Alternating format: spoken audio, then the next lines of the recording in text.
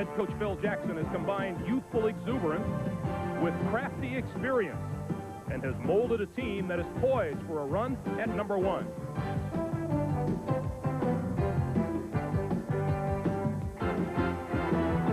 The Milwaukee Bucks have reason to smile. They sport one of the most explosive backcourts in the game.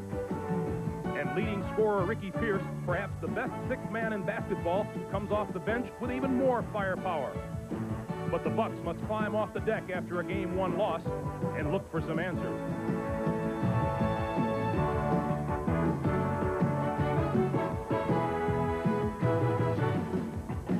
Friday night was showtime in Chicago as the Bulls grabbed a one-game lead in this series. Milwaukee wants to avoid an encore today, but that's easier said than done.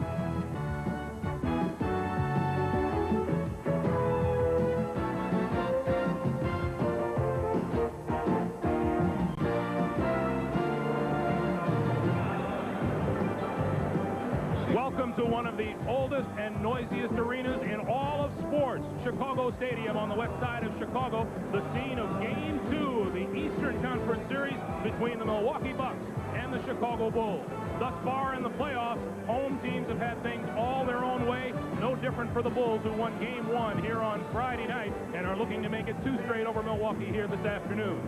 And good afternoon, everyone, and welcome to Chicago Stadium and to NBA basketball here on CBS. I'm Greg Gumbel. 41 of the last 48 best-of-5 series, the team that won the first game advanced to the next round. One of those exceptions was the Milwaukee Bucks, who last season lost their series opener to the Atlanta Hawks and then came back to beat the Hawks. I'm joined this afternoon by Quinn Buckner. Quinn, the question is, can Milwaukee repeat it again this year? Well, if they're going to repeat it, Greg, they've got to get some better play from their interior players.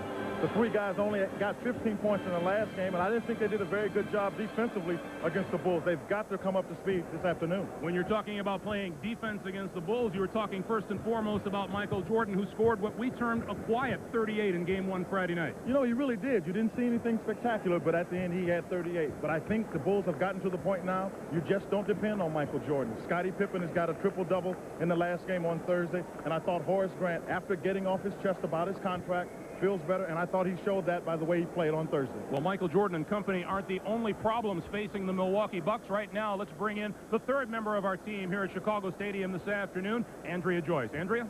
Greg, as you know, the Bucks had all kinds of injury problems throughout the season, but they came into the playoffs reasonably healthy until Friday night. In that game, Jay Humphries slipped and fell and pulled his groin. Now, he did not practice with the team yesterday. I spoke to him about an hour ago. He says he's still plenty sore, but he is going to play. Now, as far as the floor is concerned, the building supervisor claims there was no condensation from the ice underneath the floor, from the hockey ice. He says they were slipping on their sweat. And at any rate, though, he has doubled the number of kids along the sidelines to make sure that they can wipe up that floor quickly. We will keep an eye on both situations for you. Greg? All right, Andrea, no sweat. We will have reports from Andrea throughout the afternoon. We'll have starting lineups in the opening tap when we come back to Chicago in just a moment. CBS Sports coverage of the 1990 NBA playoffs is sponsored by today's Chevrolet, who invite you to see why nobody's winning like the heartbeat of America. AC Delco, automotive parts that don't just fit, they match. And by Miller Lite's Tour de Light, the race to win America's favorite light beer.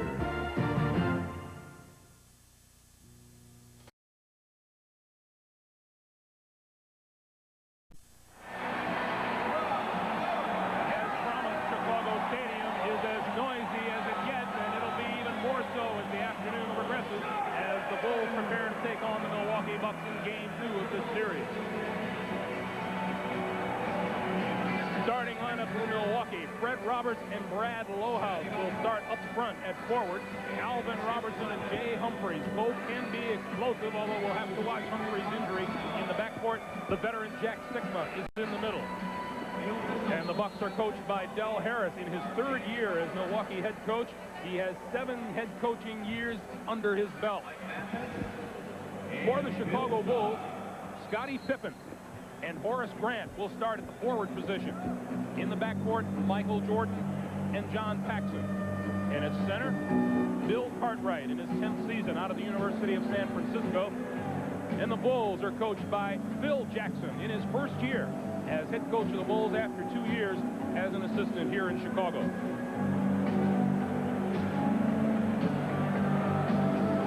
today's game, Mike Mathis, Bill Sarr, Dan Crawford. It is nice to be back in Chicago, Mr. Buckner. Yeah, it's wonderful to be back here in Chicago.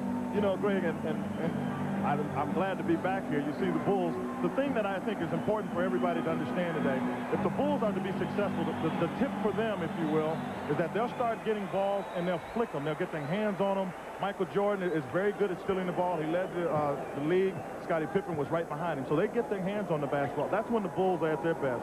For the Bucks, what they have to do is get it into a very slow-paced game, half-court game, and try to take advantage of some precision execution on the offensive end. Bill Sarr will toss it at center between Cartwright and Sigma, and the tip comes to the sideline and saved by Pippen.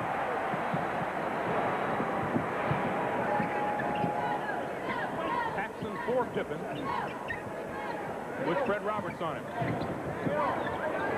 Pick and roll doesn't work. Cartwright open for a short foul. Out of bounds. That belongs to the Bulls. Milwaukee was able to stay close to Chicago on Friday night. It was a close game at halftime before the Bulls blew it open late. And they blew it open because all of a sudden they get plays like that. If you play an athletic game where it's running and jumping, the Bulls will win. But when you talk about just passing and getting the ball in the right place at the right time, I think the Bucks have the advantage. Fred Roberts. This is Alvin Robertson. Not his shot, but he hit it. Alvin Robertson. Yeah, and Alvin is a player that is a great defensive player, so you're right, that's not his shot. If he gets going offensively, that helps the team. But as I said earlier, it's got to be the inside play of the Bucks to make the difference. Horace Grant outside. And now Paxson. Cartwright trying to move on Sigma, the turnaround around and in. That was a more determined Bill Cartwright than we saw on Thursday, because I thought Jack Sigma did a good job pushing Cartwright away from the basket. That time Cartwright got it in the basket.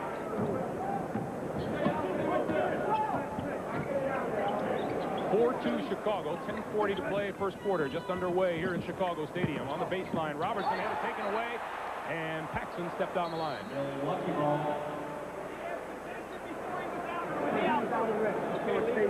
Here's Phil Jackson. And 8 seconds are on the shot clock. That's the discussion right now down low. Shot clock at 5. Sigma, three-pointer. Around and out, Horace Grant with the rebound. On the feed to Pippen. That's the play I'm talking about, Greg. That's an athletic play. You know, the Bulls get going down there. Scottie Pippen has got great ability, and Michael just made a very difficult pass look easy. 6-2 Chicago.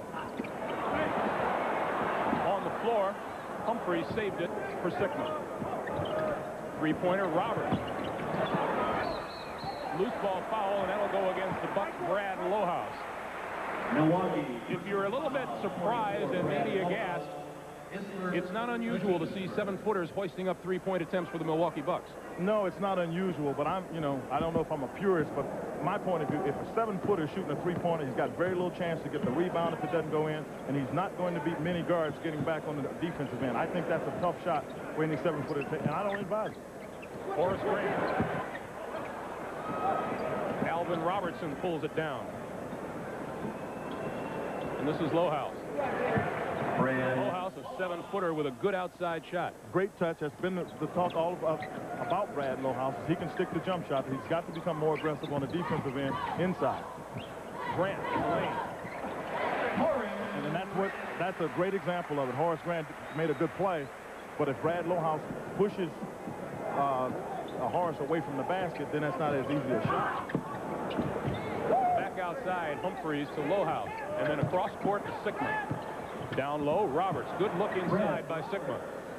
Good job holding position there by Roberts as well. 2-point Chicago lead. And Jordan has not yet attempted a shot. The pass down low, out of bounds to Chicago. You know, I talked to, remember we were sitting around talking about that. I said Michael is interesting. He's a little bit like a father figure. Early in the game, he'll try to pass the ball, get Grant and Pippen and everybody else into the flow. And as long as that happens, then he doesn't have to force the offense. As soon as it stops, he becomes the offense. Pippen, baseline. Scottie Pippen recording a triple-double and had a career-high 13 assists in the victory Friday night. 10-6 Chicago. 8.5 to play first quarter. Humphries. That one off the mark. And going up high for it is Jordan. Down the lane. Look at Horace Grant. There's the pass by Michael, which looked a lot easier than it was, but when you got people like Horace Grant that run, you got big targets, and Michael found him right threading the needle there. Quinn, part of the problem for the defense is you get kind of lulled watching Michael handle the ball, and you're not watching everyone else the way he is. Yeah, you're like everybody else in the stands watching Michael. Robertson inside, dishes back out for Roberts. Del Harris said that it is unlikely that Fred Roberts, Brad Lohaus, and Jack Sikma will have as bad a night collectively as they did Friday night. Jordan. He shot that one and was turning around, coming back before it went in the basket. 14-8. Bulls lead, 7:35 to play first quarter. Roberts had to change his shot. Sikma fakes it and is fouled by Cartwright. Talked about Michael Jordan and his ability to see the court. Watch this one. Well, the interest is clearly what's Michael going to do with the ball, but you see right there, the defense doesn't get back. Jack tries to help out, but Horace Grant showing he can get from one end to the other very quickly. But Michael, again, he's feeding Horace. Now, Horace will rebound better when he's fed the ball like Michael just did, so it'll be interesting to watch to see what his rebounding ends up like. Humphries back outside. Alvin Robertson. A little long over the backcourt, out of bounds, Chicago. Alvin Robertson scored 22 points here on Friday night, but many of them were on the break or down low. He doesn't hit many from the perimeter. Well, Dell likes Alvin Robertson because he's a great defensive player. His offense is a plus, but if he can get his offense off his defense, that's where Alvin is at his best. Grant.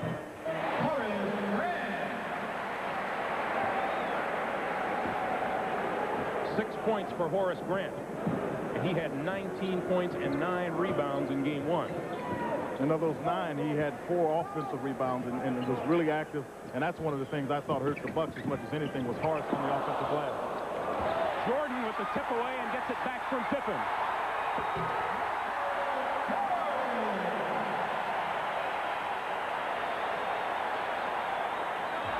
There's another steal credited to Jordan. Here comes Pippen. And that'll be an offensive foul. That will not count. It looked good, though. I'll tell you that.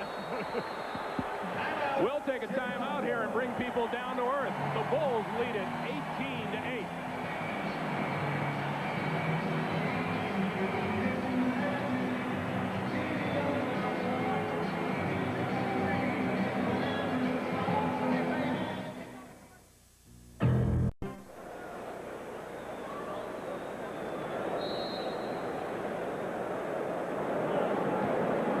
Welcome back to Chicago Stadium, everyone. Connie Chung with what sounds like good news, and we certainly hope it comes to fruition. And, of course, CBS News will keep you updated throughout the afternoon. Meanwhile, we approach 6 minutes to play here in the first quarter, and the Bulls in charge by a score of 18-8. And Ricky Pierce has come into the ball game for the Milwaukee Bucks, and when he is not in there to pass the ball. No, Ricky's going to get it up. You can count on that.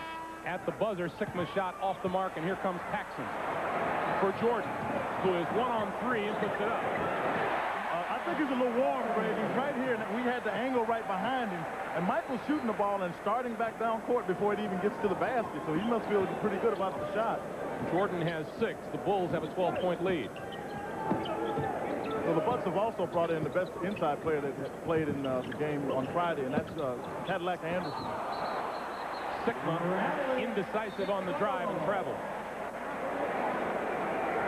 Well, he was looking for Cadillac Anderson, and I saw him apologize, and that's exactly what I was going to say. Del Harris has to tell Jack, if you get there at the free throw line, you shoot the ball, because I think he's got a better chance to make the shot and or get the rebound if he misses it. Jordan puts it up. Front rim, no. Out of bounds. That'll belong to Milwaukee. Milwaukee ball.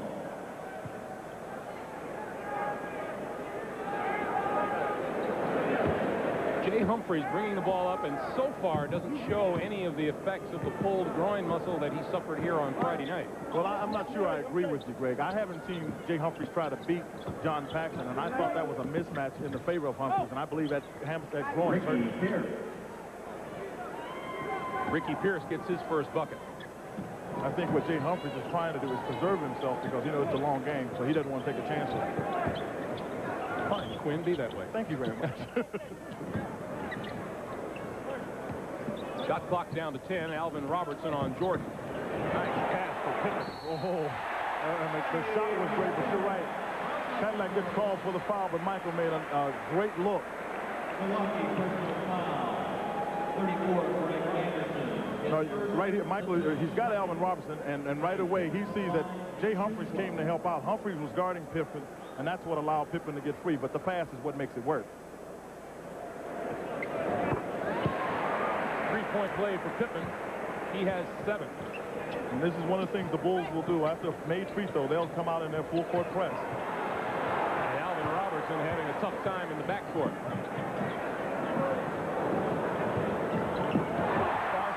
Jordan picks it off. And a steal to go with his 4 assists now. 4th Milwaukee turnover. Pippen open.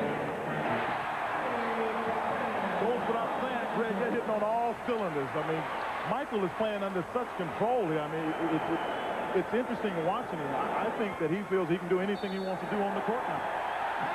Del Harris says it's time to take a look at things in the long view. 25-10 Bulls, 4:04 to play, first quarter.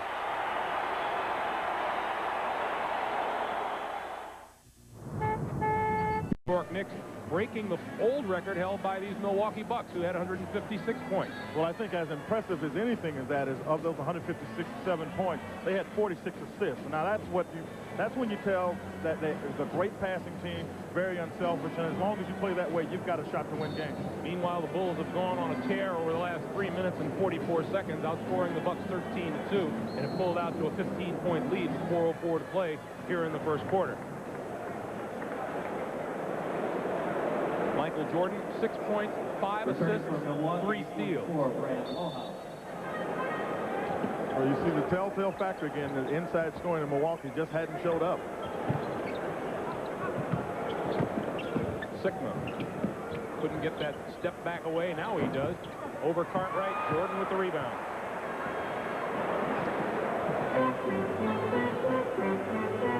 Looking for an opening, dishes for Pippen. Michael is just driving, getting everybody else in the game, staying in the flow. But he's got Ricky Pierce guarding him, and Ricky Pierce is a great offensive player, but because he concentrates on offense, defense is going to be tough for him to stay up with, and Michael is tough for anybody to play against. Scottie Pippen has 11. Pierce. Oh, no. Rebound, Cadillac Anderson. Yeah, that's what I said. Cadillac is the guy that played big for the Bucks on Friday. He had 10 points when he came in. He didn't play long, but he's about as close to a banger as they can have on the team with the absence of Larry Kristoviak. With about 3:15 left, Milwaukee comes up with its first offensive rebound. They only had 1 in the first half in game 1. Cartwright, turnaround. Anderson with the rebound.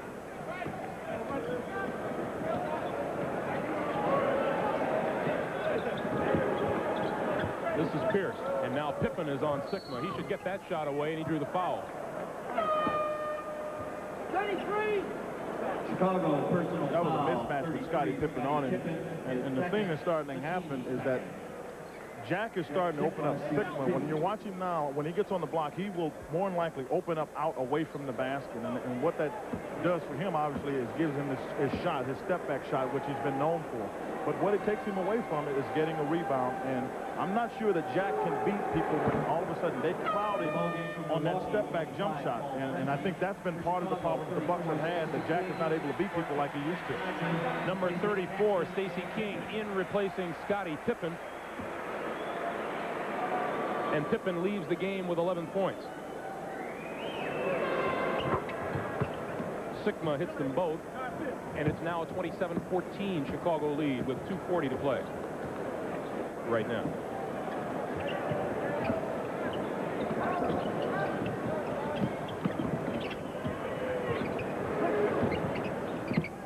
Jordan to the baseline.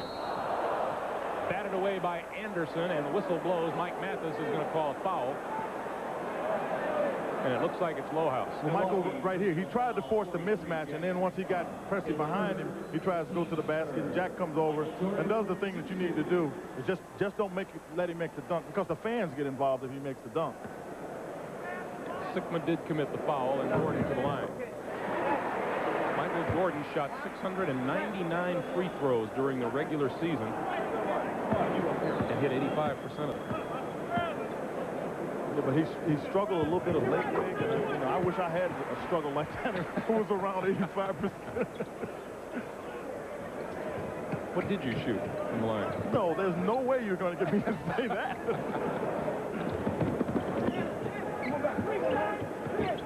Paul Pressey into the game, open, misses his first shot, and Craig Hodges saves the inbound pass. Jordan into the lane for Grant. I'll tell you what, and what's starting to be interesting, these guys have played together a couple of years. Now, Grant knew where to cut, and Michael knew exactly where to find him through the middle of the paint. 8 points for Grant. Pierce with Jordan on him. The offensive foul goes against the Bucks. Correction, Greg Anderson is second. 34 Cadillac Anderson commits his second foul. 1:45 to play, first quarter. Cartwright had the good move, didn't get it to roll. Cartwright again. That's his shot. He can shoot that one pretty well.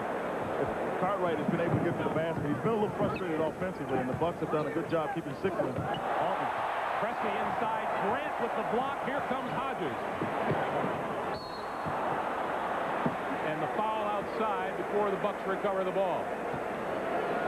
Milwaukee, personal foul, 22, Ricky Pierce. Ricky Pierce commits the foul. Here's the play at the other end. Well, you just see Horace Grant just does a good job. Craig Hodges did the smart thing to do. There's a height advantage that accrues to the Bucks with Pressey and Hodges, and what Grant did wisely was come over and help out on the defensive end, but Hodges forced him inside so he could get that help. Charles Davis, number 22, into the game for Chicago. Charles brings a little more offense in. The Bulls are not exactly searching for that. Jordan works for a shot. And Lohaus with the rebound.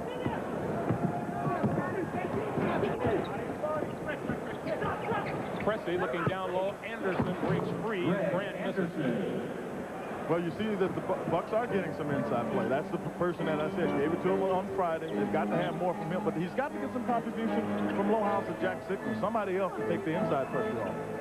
Under a minute to play now, 45 seconds to be exact, as Jordan works his way towards the baseline. Jordan has 10. The long pass down for Ricky Pierce. And Sickma open for the pop. Jordan saves. And what a pass to Davis. 3-on-2. Davis blocked by Lohaus. That's a good block by Brad Lohaus. Sickma on the baseline. Reverse. Good. It was a great effort by Lohaus to get back defensively. Michael made an outstanding play. Not only did he save it from out of bounds and got it to Davis, but then Lohaus did a good job on the defensive end. Down to the last 10 seconds of the first quarter. And Pressey has Jordan. Hodges gets it off. That rim, no. Loose ball, and that'll do it. At the end of the first quarter, The fans are happy. It has been all Bulls in the first quarter here. 33-18 Chicago. We'll be back.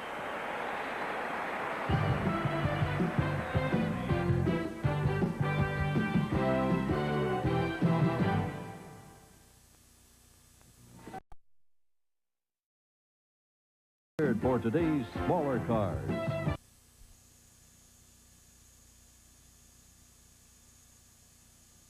Michigan. Chicago Bulls leading Milwaukee 33-18 as we begin the second period.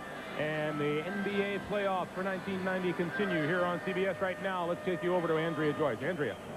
Greg, the Bucks are concerned about letting this game get too out of hand early on.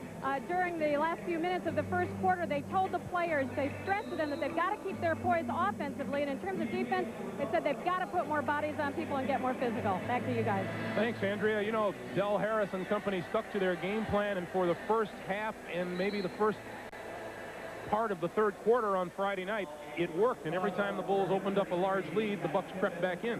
Yeah, well, one of the things that happens, I think, and Del Harris has told his club to keep his poise for that very reason, because there's a chance that they can get back into the game. But I thought the Bulls showed some great composure themselves. They were 63%, 15 for 24 from the line, from the field, so they've taken the kind of shots they wanted to get as well. In the great tradition of NBA bangers down low, number 45, Ed Neely, has come into the lineup for the Chicago Bulls. And I think that's a significant point, because Neely was in the game when the Bulls took their lead before. He's just a very aggressive player, the only banger that's really on the team. Pressey working hard on the baseline, draws the foul, and he'll go to the line to shoot two. There is Ed Neely in his 6th season out of Kansas State. He fills that enforcer role quite well. Let's put it this way. One of Ed Neely's chores, I'm sure, is they tell him, don't take any fouls home with you. Ed would get more than his share of fouls, but he gives a physical presence that the Bulls are going to need. Now, they needed it in the game on Friday.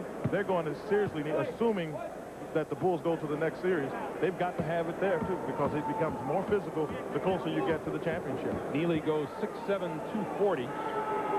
And Del Harris says of the 5 games played between these two teams this year, Ed Neely was a significant factor in at least 3 of them. And again, it's just the physical presence that the Bulls have and the Bucks don't seem to get, because they've lost Larry Kostoviak due to injury. Hodges three-pointer. Craig Hodges, specialist from three-point land. Lohaus on the give and go with Pierce, and Pierce will go to the line. And who fouled him? Mr. Neely. Mr. Neely got over and protect the basket, and that's what Ed Neely is there for. See, the Bulls don't really have a shot blocker per se. And you know, Stacey King has come along in time, but Ed Neely gets in and he controls the paint area by just being aggressive. And you've got to control the paint on the offensive end by getting easy hoop. On the defensive end, you don't let anybody go to that basket without letting them know if you come in the middle, you're going to get tapped, and you will remember that. Quinn, you and I watched Ed Neely working out yesterday afternoon with the weights, and his little regimen is something to behold. I mean, he spent, you know, just before practice, he was there a solid 40, 45 minutes bulking up that body like it needs some help.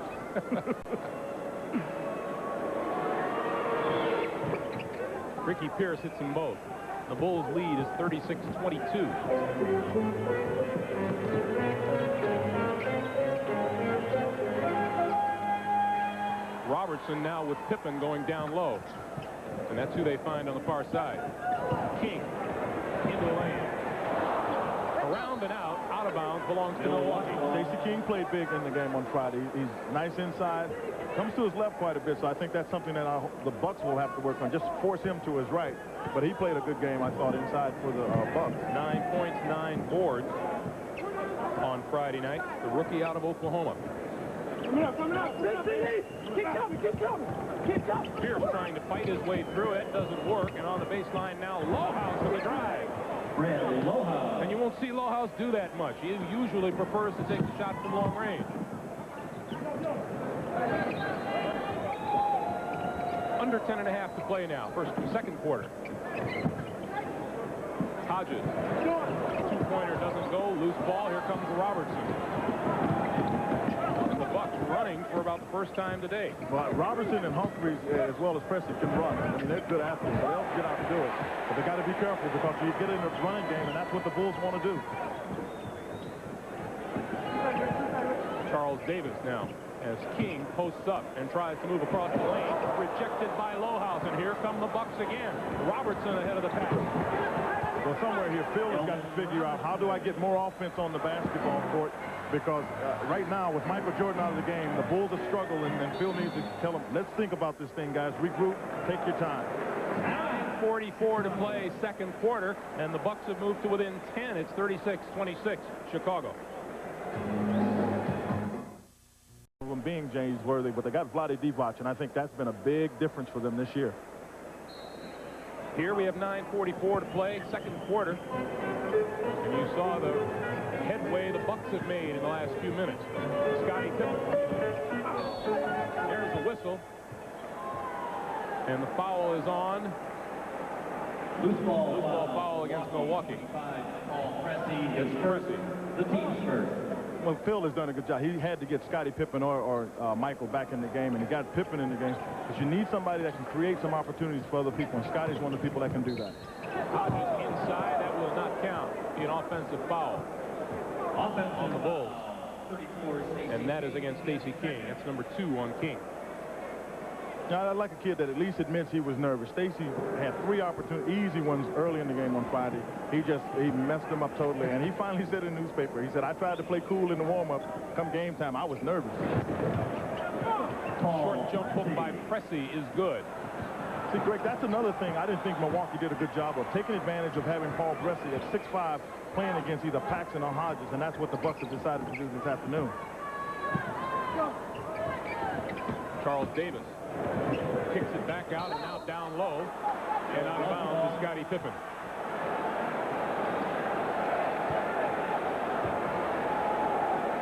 Bulls with their 3rd turnover of the day, and the Bucks now with a chance to cut it to 6.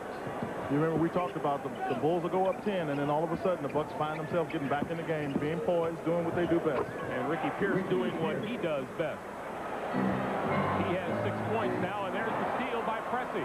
Pressey on the drive, and he's got it. 36-32, and Phil Jackson says we better call timeout right about now. The Milwaukee Bucks have come out in the second quarter and gone on a tear. 36-32 Bulls. We'll be back to Chicago Stadium in a moment. And earlier today, the All-Star trivia card. Against the Nets, and Larry is here right now. Larry, I have to ask you, in a series like this, as you're watching, how much of a difference do you think you could be making out there? Well, I think one thing that our team needs is somebody that's going to put his body on somebody consistently, and I knew coming into this series in the playoffs that I would be able to do that, and knew that I had 6 fouls to give. And I think against Chicago, we need somebody in there that's willing to take some hard fouls, as Ed Neely does for the Bulls. So I guess for you, it's good luck for next year, then. Yeah, I'm anxious for next year to start already, and the rehab this summer won't be anything like last summer. Okay, thanks, Larry. Let's go back to Greg and Quinn. All right, Andrea, yes, in discussions with Del Harris yesterday, we asked him, do you have anybody who can put a body on the Bulls down low and make a difference? And he said, yeah, Larry Krystkowiak. What a shot by Scottie Pippen. Yeah, you're right. They really miss Krystkowiak, because shots like that you won't get many of, because he'll come over, and because Scottie Pippen was going down, he's just make sure he doesn't get the shot off. 13 points for Scottie Pippen. 38-32 as we approach 8 minutes to play for the half. Shot clock down to 6, and it's out of bounds off of the Bulls. Well, Michael played some good defense there, but one of the things that's really happened positively for the Bucks is with Paul Pressey back in the game. Paul came in and he had 6 points and 4 assists. And they missed the fact that Paul hadn't played. He's 6'5". They need somebody willing to play good defense and take some fouls. Nice drive by Pressey into the lane, and he puts another one home. It's 38-34. Pressey has 8.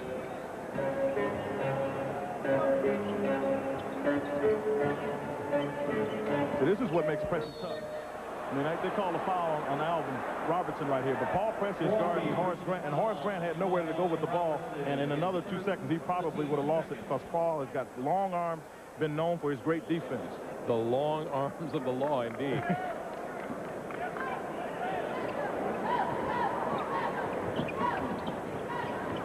Jordan gets his own rebound, baseline, and will go to the line. Milwaukee, personal foul, 44, Brad Lohaus. His second. Lohaus commits his second. Michael Jordan to the line. And Jordan to the line.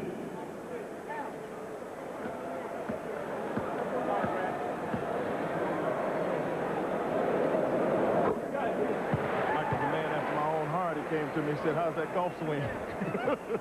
That's not good enough, Michael. Not good enough to take you on. He came to you because you still owe him from the last time you played with him. No, see, that he always says I owe him. It's because you always owe him. See, Michael doesn't know you like I do. I know you'd rather owe him than pay him. That's right. He'll never go broke that way. Jordan has 12, and the Bulls' lead is 6.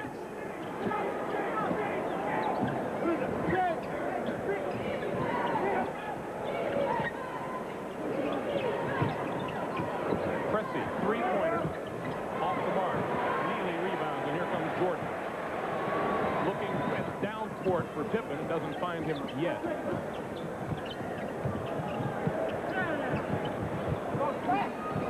Inside, Lohaus broke that one up and took the hit, but the Bucks have the ball. Here comes Pierce. Stutter steps around Cartwright. Cartwright blocked it and saved it and stepped on the line, and it's out of bounds to Milwaukee. Bill Cartwright doesn't get many plaudits for his defense, but he made a fine play down court that time. Well, considering that was on Ricky Pierce, is an excellent play, because Ricky, the one thing that doesn't happen to him very often, he doesn't get many shots blocked because he gets it off real quick. 24-second clock to 16. You know, one of the things is, again, to the Bucks' credit, their bench has really come off to play well. They scored 18 points, and at this point, the Bulls' bench has only scored 3. Pierce, got it. Ricky Pierce. Ricky Pierce scored 23 points a game during the regular season.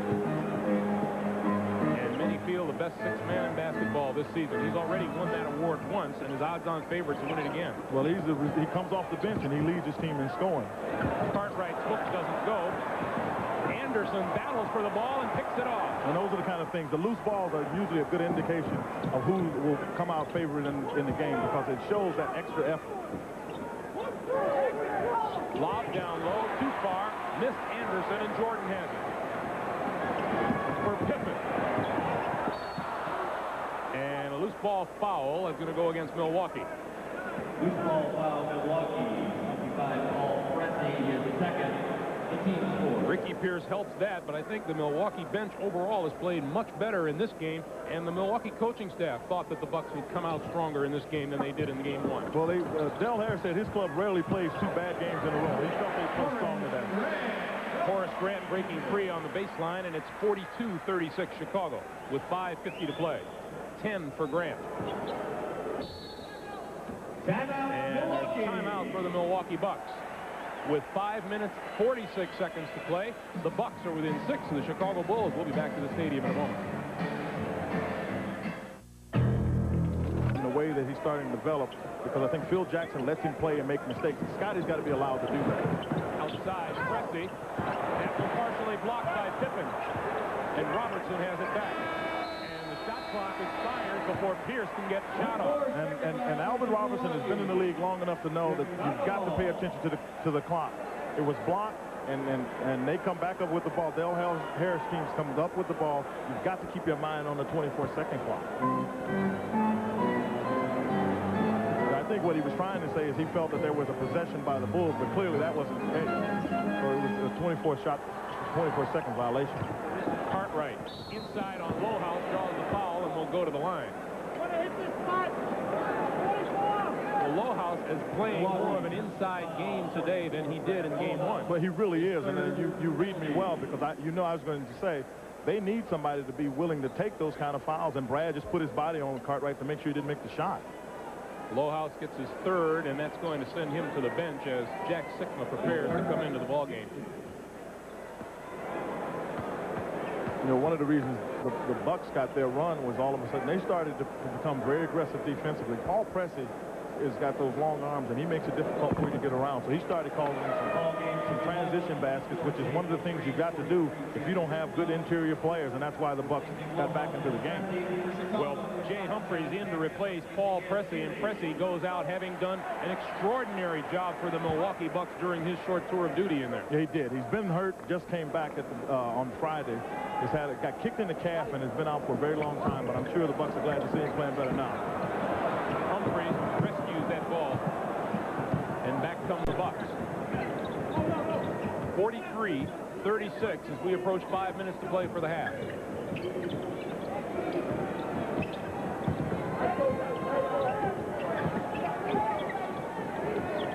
Robertson puts it up and hits it. Alvin Robertson, 6 points. And it's a 5-point Chicago lead.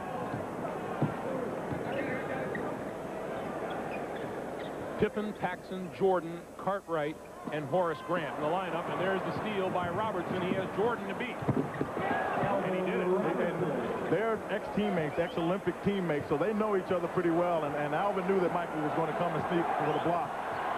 43-40. The Bulls lead cut to 3. It was 15 at one point in the first quarter. Near steal, tipped out of bounds. Foul is called against Milwaukee. Milwaukee, personal foul, 24, Jay Humphries. Foul is on Jay Humphries. Take a look at the other play down court. Well, that's defensive pressure, but you're looking at the steals leader for the Milwaukee Bucks and Alvin Robertson, and he knew Michael was going to come and try to block it, so he just protected it a little bit and got it down. Bill Cartwright. Alvin Robertson with those steals, 207 of them. Now, don't laugh. He broke your record. I mean, look at the Milwaukee Bucks leaders over the years in steals. Well, I'm proud of you, partner. Some old joker was just trying to stay in the league. Does it help that you were out there dressed as an official? Yeah, I got the benefit of the doubt on some calls. The thief himself. Cartwright missed his first. And has now hit 2 of the 4 in his last 2 trips to the line, and it's a 4-point Chicago lead. 4 points for Cartwright, and 4:10 to play in the half.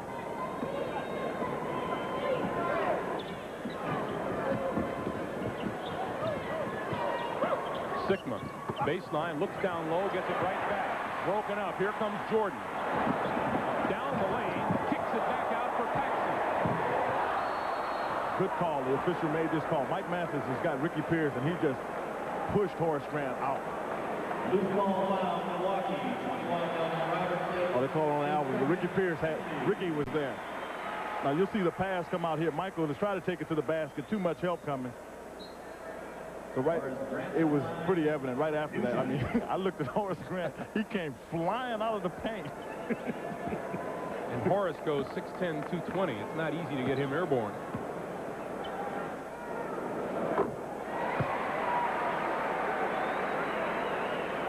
.11 for Horace Grant. You see, he's only got 1 rebound, but he'll play better because he's had his chance to touch the ball. He knows that he can get some things done. That'll be a loose ball foul against Bill Cartwright of the Loose Bulls. ball foul, Chicago, 24, Bill Cartwright. That's number 2 on Cartwright. The wily veteran found a way to hold Jack Sikma down with one arm and reach for the ball with the other. Cartwright's 10th season, his 2nd here in Chicago after 8 years as a member of the Knicks. We approach 3:40 for the half. 5-point Chicago lead.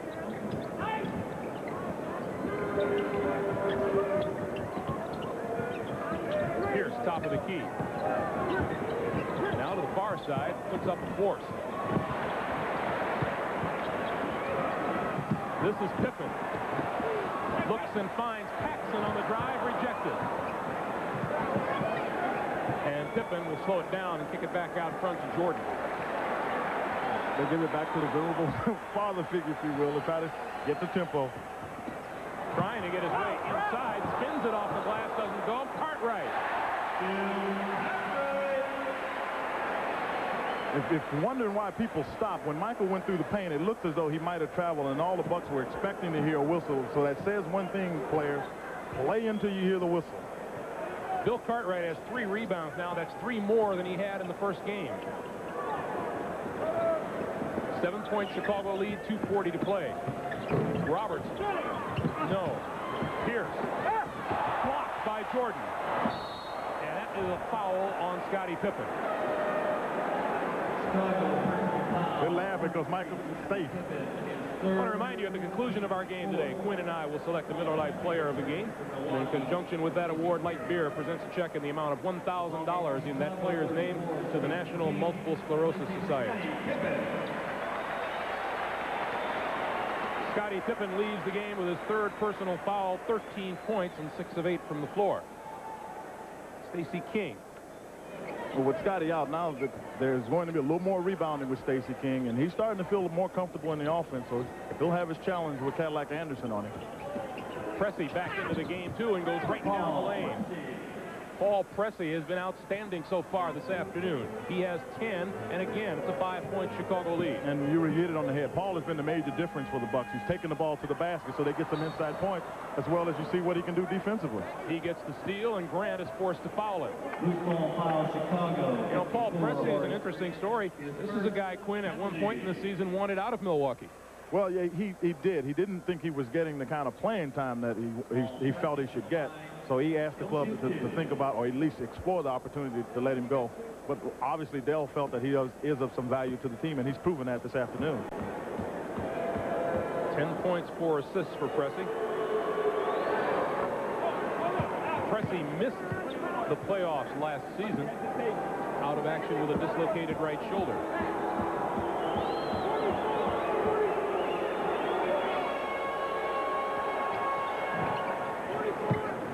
Cartwright and Sigma banging away at each other down low. 47-44 Chicago.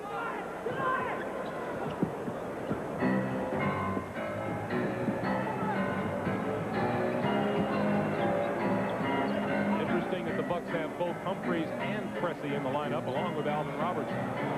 2 minutes to play in the first half. 2 minutes to play. Jordan's baseline shot off the mark. Stacey King got a hand on it, couldn't hold on. Here comes Robertson with Jordan on his tail. Humphries drives back to Robertson, who missed the layup but gets the follow. No, tapped in by Anderson. You're seeing more effort on the part of the Bucks this game. I didn't think they played that hard. Well, they played hard. They just didn't get it done, I thought, against the Bulls on Friday. This time they're playing hard, Greg. 20-second timeout is called by Phil Jackson. And right now, let's head over to Andrea Joyce. Andrea. Greg, you just mentioned Paul Pressey, and as far as the Bucks are concerned, as long as he is playing well, they're going to try to give Jay Humphries as much rest as they can. There are heat packs out here for Humphries, but so far he hasn't asked for them and hasn't needed them. Back to you guys. All right, Andrea, thank you. It's a 1-point lead now, and as we mentioned earlier, Quinn, it was 25-10, a 15-point Chicago lead. What's been different? Well, Paul Pressey has been the major difference, the guy there in the middle of the screen, to preserve that lead. It's a 1-point lead now as we approach a minute and a half to play for the half. Jordan inside, rejected by Sigma, fouled by Sigma. Milwaukee, personal foul. That's number 2 on Jack. And I expect now the Bulls have suffered enough offensively. This is when the offense really starts turning, and it becomes Michael's offense. He lets everybody else play as long as the offense is moving smoothly. But as soon as it staggers, he'll take it over.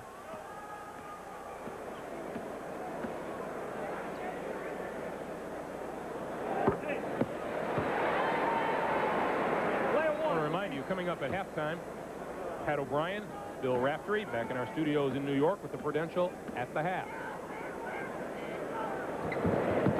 Jordan now with 14 and 7 assists and 5 rebounds and 4 steals, and it's a 3-point Bulls lead. And it's only halftime.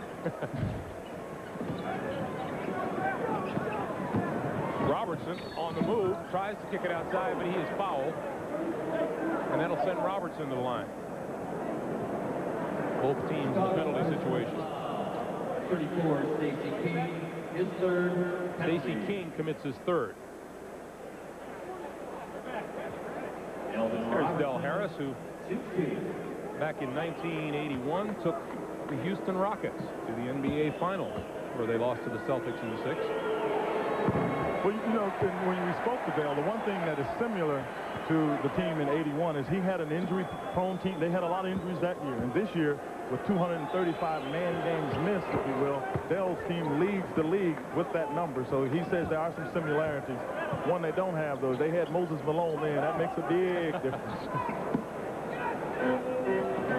49-47, Bulls with the ball, lead by 2. And 70 seconds to play in the half.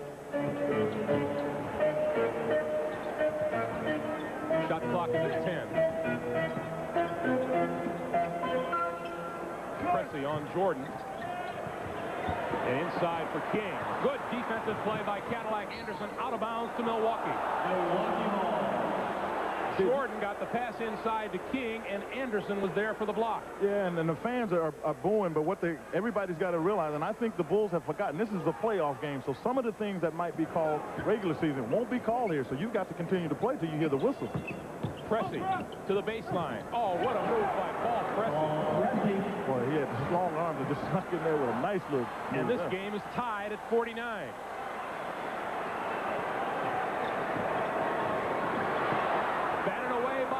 Robertson. The lead for Robertson and a good speed for Anderson. But the pass that really keyed it was up Paul Presley, because he looked up and Michael had an angle on Robertson and Paul threw it away from Michael, and then Robertson had the presence of mind to tap it to Anderson. 20 seconds to play, 2-point Milwaukee lead. Their first lead of the day. Jordan with the miss, Anderson with the rebound. Here comes Alvin Robertson. Down the lane and fouled. Phil Jackson a bit more subdued about it than Michael Jordan was.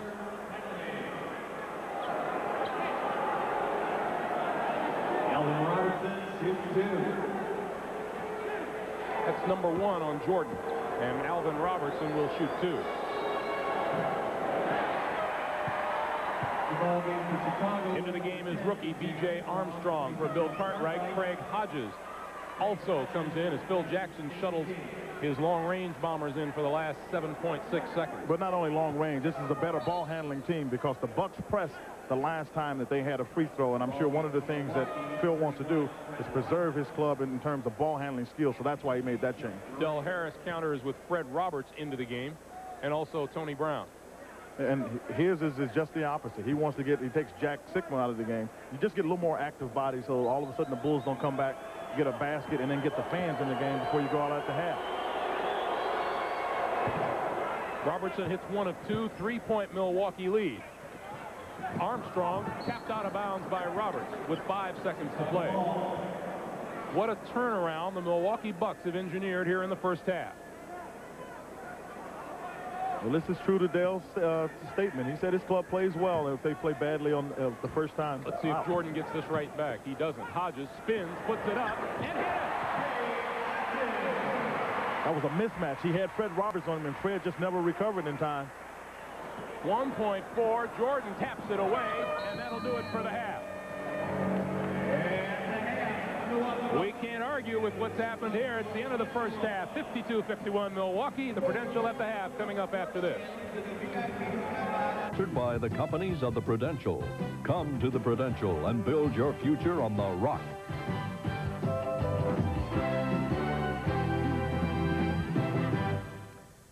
And our score at the half, the Bucks lead 52-51 over the Chicago Bulls. And hi again, everybody. I'm Pat O'Brien along with Bill Raftery, and welcome to the Prudential at the half. And Bill, a 34-18 run by the Bucks. A lot of poise they showed us there in the second period. First quarter, they really struggled. They weren't into the game. An interesting iteration. This was early in the first quarter.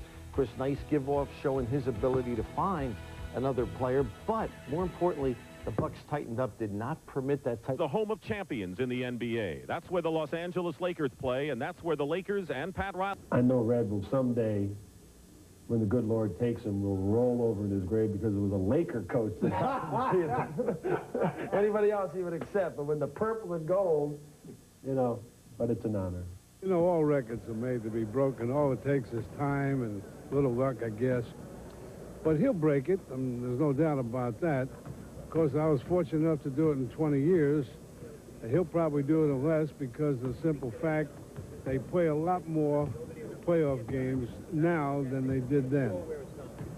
Well, more than the record, Pat Riley wants another championship ring, and he'll take another step if the Lakers can beat the Rockets today, coming up later on CBS. All right, thank you, Dick. Hubie, gentlemen, we'll look forward to their game later on. We get late word now about another Western Conference series, Phoenix and Utah. Suns guard Kevin Johnson, recovering from a bad bout of flu, participated in this afternoon's light shoot-around. He had returned to his hotel room for rest. He's there now, and Coach Cotton Fitzsimmons will determine whether or not to play him at game time tonight. Well, you all know about the farewell tours for Dr. J and Kareem. Now there's another more subdued one in progress as the NBA bids adieu to referee Earl Strom. We'll share some of Earl's pearls as At the Half rolls on from Gotham City after a commercial and a word from your local station. Bill and I will be back. As the gray of his uniform, Earl Strom has been officiating in the league since 1958. He'll retire after the playoffs run their course, and as you will see, he will be missed. All in all, I think he's the best referee to ever officiate the game.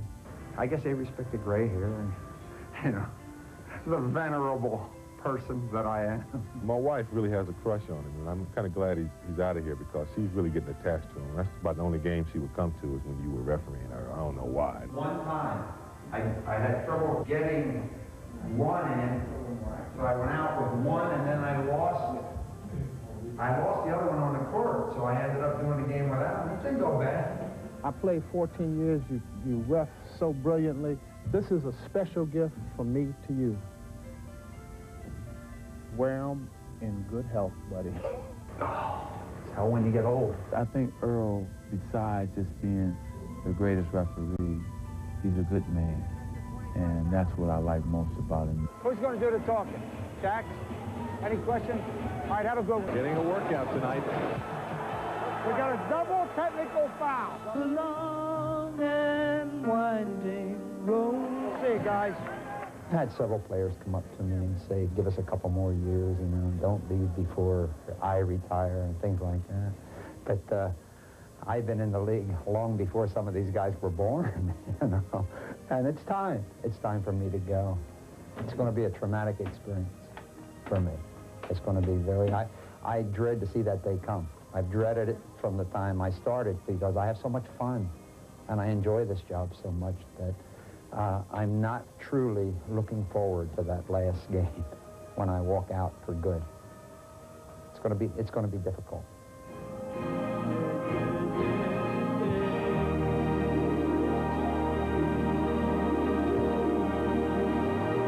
Like basketball without Earl, will it? Touching, too.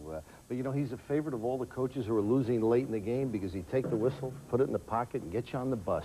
Nice and early. They're blowing the whistle on us here. Greg and Quinn are getting ready for the second half. Along with Bill, I'm Pat O'Brien. Thank you for joining us on the Prudential at the Half. We'll see you later. Meantime, enjoy the second half here on CBS. The Bucks need to get all the production they get. But you got to remember, a lot of the Bucks production comes from their leading scorer in Ricky Pierce. But it's great to see the Paul Pressey come off the bench, take up some of the slack that still has not been picked up from the inside players as of yet. But Pressey was able to get easy baskets. That's what you need on the offensive end. And on the front line, where the Bucks were so manhandled on Friday night, they appear to be holding their own, although they will continue to get most of their production out of their backcourt. Well, the backcourt has been able to key some of this by being able to go to the basket, kick out to their outstanding performers in the first half. We talked about Pressey and his 14-point performance. Michael Jordan also has 14, and of course Scottie Pippen with the 13 points is pitched in too. And I can suggest to you, Michael will pick it up in this half because he knows that his team has got to get this thing going. You can't afford to lose one game in this 5-game series, and particularly when you're playing at home. So the pressure clearly on the Bulls. The man has always responded, Michael Jordan. Quadruple double is not entirely out of the realm of possibility for Jordan today. We're underway in the second quarter, and Paul Pressey is in to start the second half for the Bucks. Alvin Robertson shot off the mark, and Pippen with the rebound. Horace Grant. No, Pressey with the rebound. Well, Pressey's in the lineup, so you got to wonder. Pressey played well, but how much is Jay Humphries hurt? But again, you got Cadillac Anderson in, so now you got some tough bodies, but you got good defensive team in as well. Bulls with the takeaway. The Bulls start the same 5. Jordan. Greg Anderson is still on the floor looking for a call that, as you mentioned, Quinn, will not come in the playoffs. Yeah, he can keep looking for that call. He won't get that one too many times. Jordan has 16. And the Bulls lead at 53-52.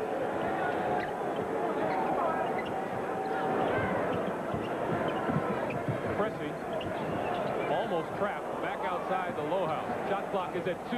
Anderson shot off the mark. Pippen with the rebound. And the low house faces up to Pippen, and Jordan will slow things down. Yeah, that's all day. That's all day. There's nowhere in the world that Fred Robertson guards Scottie Pippen. Immediately, Del Harris wants a 20-second timeout.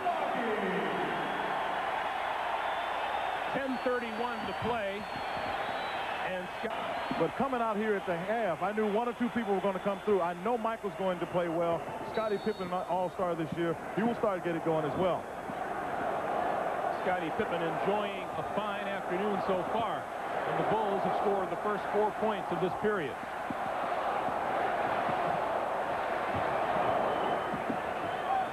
Sikma got the back rim. Jordan was fouled by Sikma, who tried to grab his rebound.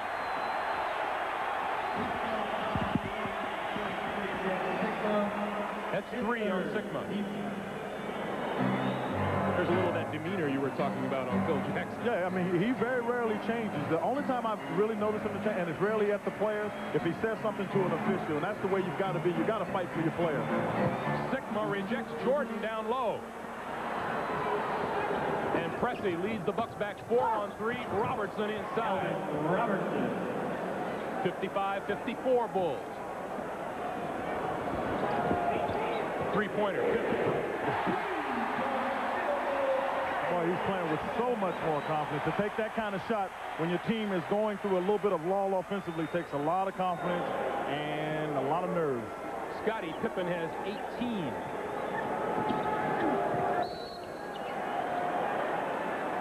And the foul is going to go on Scottie Pippen.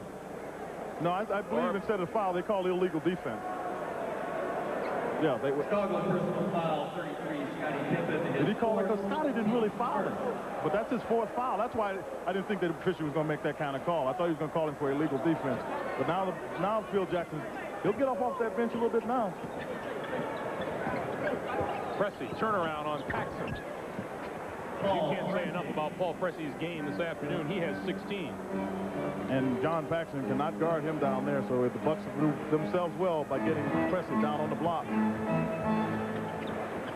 Cartwright, top of the key. Jordan.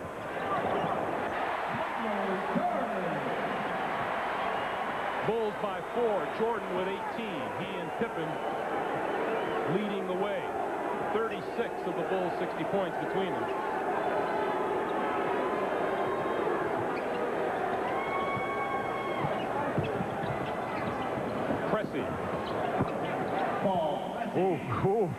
Pressey. I'd say Paul Pressey is.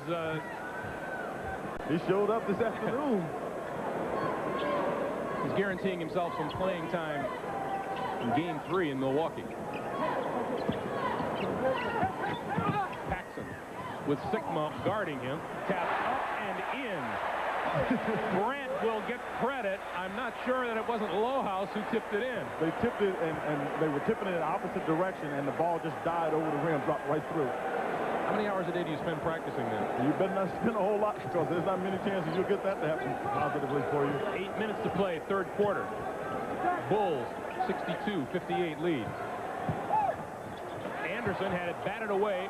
Alvin Robertson back up. Off the glass, no. Anderson again. Good inside play by Greg Cadillac Anderson. Yeah, but all of the Bucks are more aggressive. That time I thought the Bulls came after him. Bucks are showing they're going to be resilient and stay tough on the inside. Ricky Pierce getting set to check in for Milwaukee. Cartwright on Anderson. He's still looking for that call. Cartwright has 8. Bulls lead back to 4 with 7:20 to play. 3rd quarter.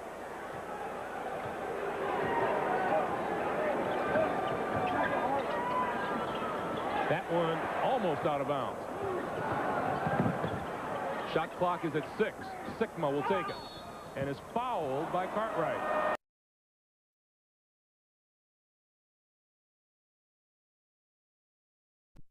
Boy, that is just not a good foul. You got Jack Sigma out there shooting that shot, and Bill Cartwright knows that. He knows it makes no sense to go out there and foul somebody shooting a jump shot from there. Ladies and gentlemen, earlier a foul. That's number 3 on Cartwright. Illegal defense, Chicago. They changed that, Greg. The foul that was called against Scottie Pippen, they just changed. That was an illegal defense, which means that Scottie Pippen now only has 3 fouls. What you're telling me is that you were originally correct. Well, you might say that. Jack Sigma shot 89% from the free throw line during the regular season. You won't see him miss many of those.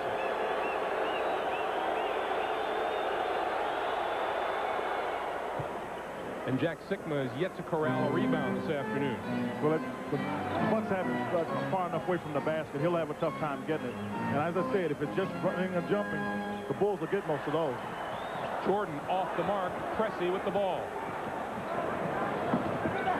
Robertson, change of place down the middle, and he is hammered. Anderson is hammered by Jordan. That's number 2 on Jordan. And with 6:48 to play here in the 3rd quarter, We'll take a timeout. The Bulls lead is 3. We're coming right back. On, and his family fully expects that Michael Jordan's kindness and his encouraging words will go a long way in his recovery, and of course we wish him our best as well. Back to you guys.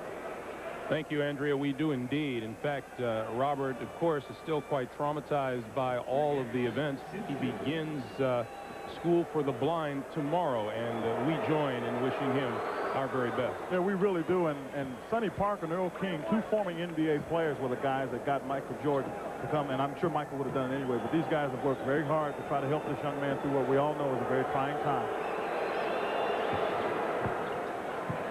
Craig Anderson's 2 free throws have pulled the Bucks to within 1 at 64-63 with 6:45 to play here in the third quarter.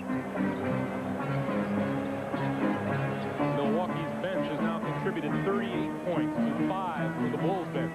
Well, if you look at the Bucks lineup now, they may have one of the best athletic team on the court, which is how Dale Harris wanted to match up. Chicago turns it over. Here comes Pressey with Jordan on him. And the Bucks with a chance to take the lead. Pressey's cross-court pass stolen by Pippen.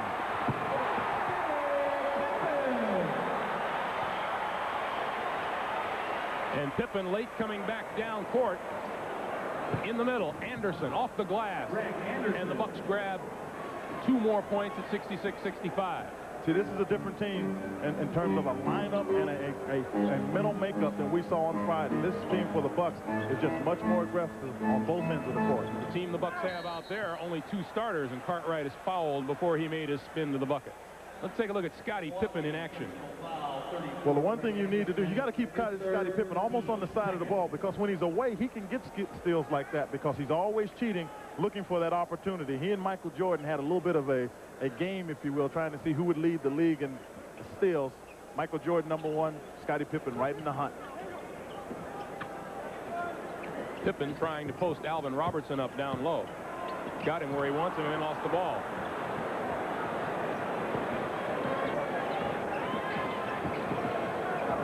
Five and a half to play, third quarter. Lowhouse, 3-pointer. Bingo. That's Brad's forte right there, shooting the jump shot, so he's capable of shooting the 3-pointer. Lowhouse was acquired from Minnesota for Randy Brewer on January 4th and has played very well. Here's Jordan. With 2 on him. And he got it real quick because Brad was coming from the backside to try to block that one. Jordan has 20, and we're tied at 68 with 5 minutes to play in the third.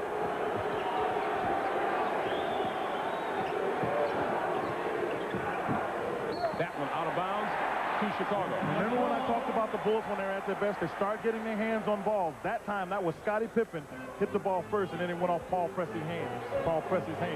That's the 11th Bucks turnover of the day. The Bulls have turned it over 10 times. Jordan into the lane, tied up by Pressey, and he got it back. Pippen, that's a 2-pointer, and he nails it. 70-68, 22 for Scottie Pippen. Now, Greg, interestingly enough, this pace is one that I don't think the Bulls really want to be in, because the Bucks are as good an executing team as they're in all basketball. Alvin Robertson, 3-pointer on the way, no good. Cartwright, and Grant takes it away from Cartwright. And Paxson, the lob for Pippen, too much. You know what happened there? We happen to have the angle. When a guy calls for the lob, as Scottie Pippen tried to get John Paxson to do, Paxson saw him late and tried to make up for it by throwing the ball higher because there was defense coming back in the area. Well, I thought the ball was thrown ridiculously high. It wasn't that far overthrown. Scottie Pippen went right up the ladder. Good ball movement by the Bucks. This is Pressey, front rim, no. Pippen has the ball. And taken away by Robertson. Pierce, down the lane. That is awful defense, and that's something that Phil Jackson's not going to be real pleased about. You can't let people drive to the paint and not make them pay for it. Paul Pressey has 20 points this afternoon, and we are tied at 70 and under 3.5 to play for the quarter. Cartwright got it. And Alvin Robertson goes down on the baseline.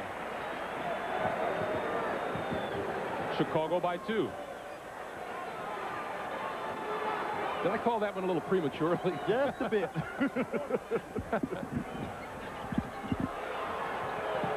Pressey hounded by Paxson. Shot clock to 5. Taken away. And the foul is on Robertson. There's another one. Hand on the ball. Timeout, Milwaukee. We have a timeout on the court with 2:56 to play in the third quarter. Tight one. The Bulls lead it by 2. With your surroundings. What's he doing here? I don't know. Maybe he's looking for some match down the road here. An advanced scout. 72-70 Chicago. 2:45 to play. Third quarter.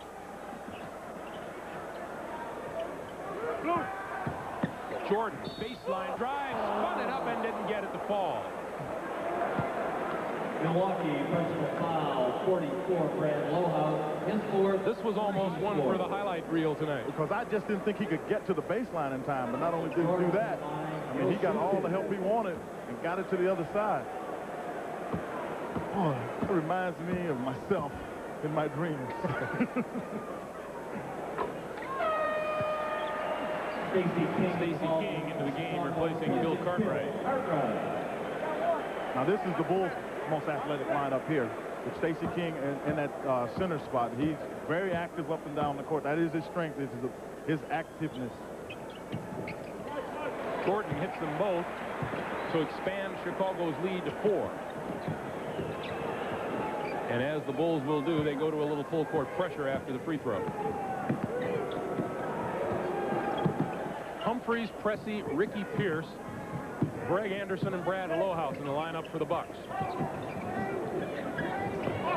Pressey's pass batted around and out to Lohaus with the three-point bomb. In and out, and Jordan has it. Good defense by the Bulls that trip down court. Jordan to Grant. Back to Jordan. Oh, yeah. Yeah, and Michael's giving credit where it was due. Horace Grant trying to be a little bit Michael Jordan there, taking it to the basket and dishing it to Michael. 24 points for Jordan. Bulls by 6.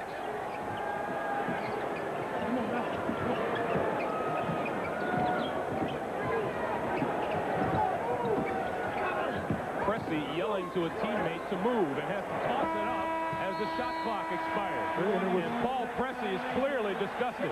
Well, he's disgusted because one of the things, he didn't think there was a lot of movement, but clearly one of the guys that's in the game and hadn't touched the ball is Ricky Pierce. I mean, your leading scorers in the game, you got to find him a way to get the basketball in position to score.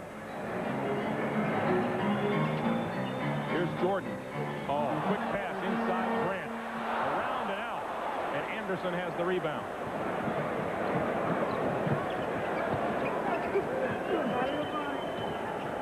This is Humphreys. And here's Pierce. Oh. Loose ball brought back by Pressey.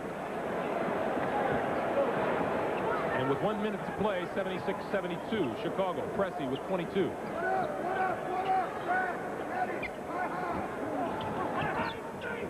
King looking inside. Tapped up and in by Horace Grant. Well, that's because Stacey had such good inside position that both of the defenders on the inside had to come over to help out on Stacey and allowed Horace to get loose for that shot. Grant has 15. It's a 6-point Chicago lead. The pass taken away by Pippen with Jordan trailing, and there's a foul. That basket doesn't count. Yeah, but it looked good.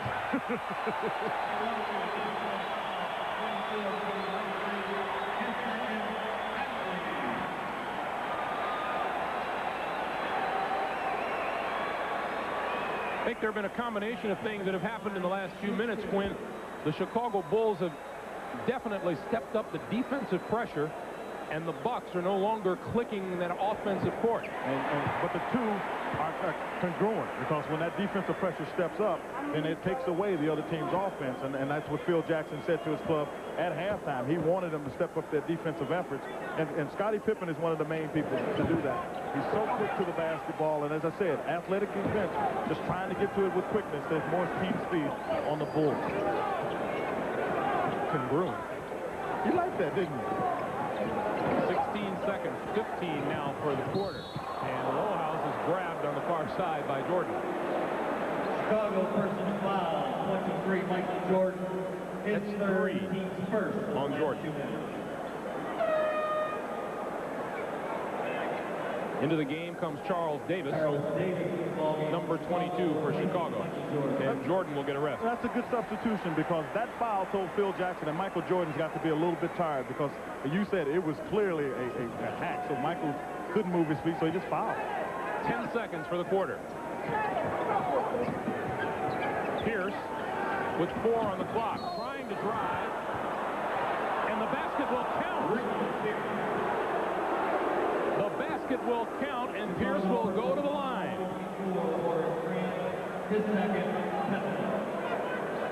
Ricky Pierce in line. Well, it's a mismatch that favors the Bucks, because Ricky Pierce is quicker than Horace Grant, and the official felt that Horace didn't have good position as Ricky went into his shot.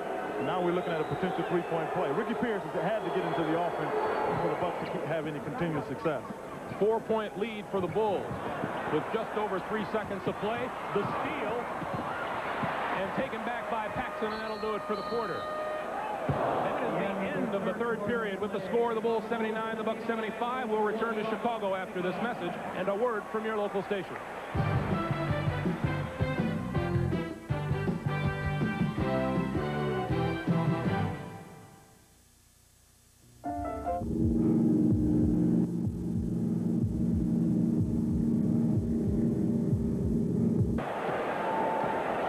Here's an interesting statistic, I think. Right now, Milwaukee's taken 57 shots. They made 30 of them. They only took 66 shots in the entire game on Friday, so they clearly are starting getting more into the flow of what they want to do offensively.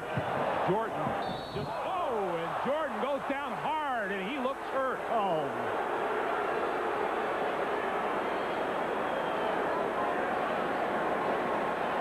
Mark Feil, the Chicago trainer, immediately to his side.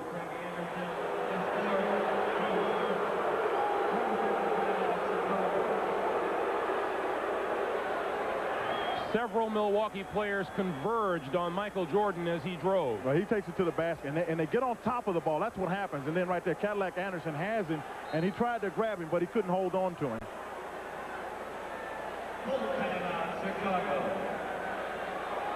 Another look at it, and it looks like his right arm and shoulder take the brunt as he hits the deck in the paint. Boy, it really does, and it looks like, you know, as you said, that his shoulder did it. I think Anderson meant to give the hard foul, but he took his feet out from under Michael at the same time. We'll keep tabs on what happens, take a break, and come right back in just a moment. Skydiver Eddie Turner will never forget Jordan go down just before the commercial. During the break, he did get up, and he walked off the court by himself. They weren't saying much, but he did give a nod to the trainer that he was okay. They were rubbing his right leg, and that was the side that he fell on. We'll get over there and check it out a little bit further in just a minute. Back to you guys. All right, Andrea, and as we take another look, I think it's worth noting, Quinn, this is about as physical as the Milwaukee Bucks have gotten. They were not at all this physical in Game 1. Well, they had to come in and be more aggressive. I mean, you don't let people go into the paint and make shots without a good foul. I do believe that was just a good hard foul. There was no malicious intent involved, and on Cadillac Anderson's part. So I agree with you. They are playing more aggressively, but the fans are going to let them know what they think about it. I guarantee you, Michael Jordan is going to let them know what he thinks about it with some explosion here too. Well, Michael Jordan is coming back onto the court.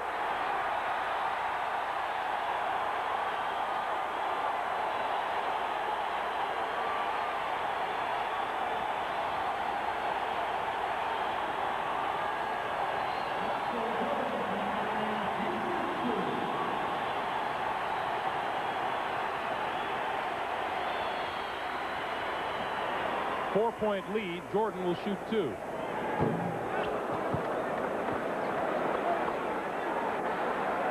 It looks like he took he went down and looking at his face, looks like he's trying to shake a little bit of the cobwebs out.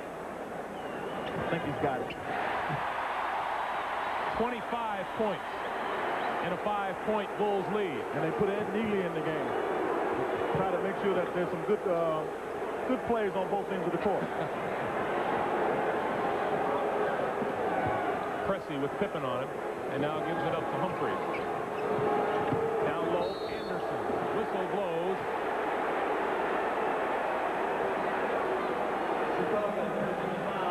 Foul is on Stacey King.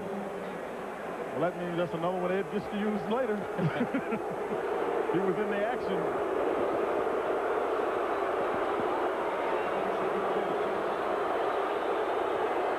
That one is off the mark.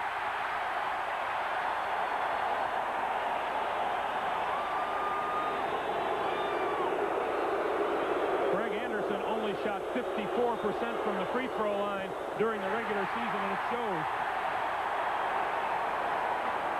That's more like my free throw shooting percentage.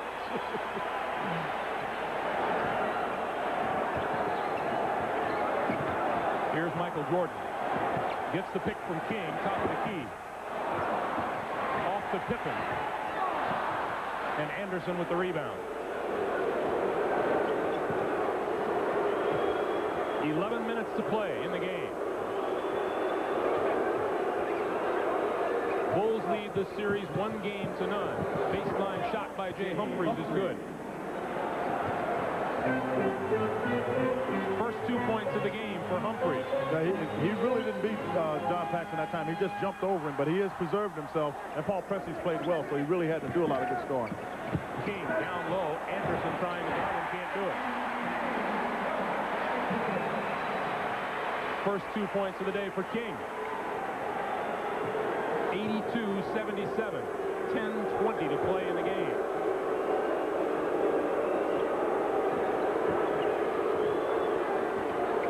Pierce. Well, I'll tell you, Ricky Pierce has got a beautiful stroke. If you get out there too late, he will knock it down. That time, Michael Jordan got caught high side of the pick and couldn't get out in time. Bucks knock the Chicago lead down to 3. And Jordan to the baseline. Back outside. And back on top. Pippen three-pointer, and is fouled by Pierce. Right now, let's go over to Andrea Joyce. Andrea. Greg, Michael Jordan was apparently just had the wind knocked out of him on that play when we saw him go down.